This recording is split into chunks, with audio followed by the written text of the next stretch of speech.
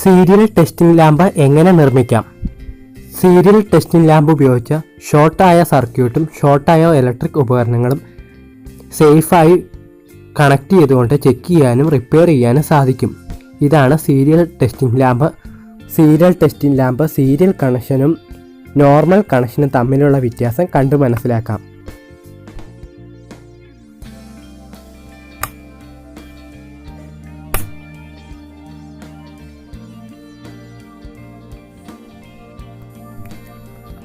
Serial testing lamp നിർമ്മിക്കാൻ ഒരു ഹോൾഡറും ഒരു സ്വിച്ചും ഒരു സോക്കറ്റും മാത്രം മതിയാകും.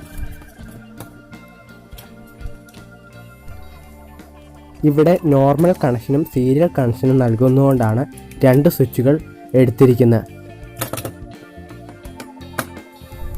ഇതിൽ LED ബൾബ് ഉപയോഗിക്കാൻ പാടില്ല. സാധാ ബൾബ്, അത് 100 വാൾട്ടിൻ്റെ ഉപയോഗിക്കുക. സീരിയൽ ടെസ്റ്റിംഗ് ലാമ്പ് എങ്ങനെ നിർമ്മിക്കാം വീഡിയോ കണ്ട് മനസ്സിലാക്കാം. വീഡിയോയിലേക്ക് കടക്കാം.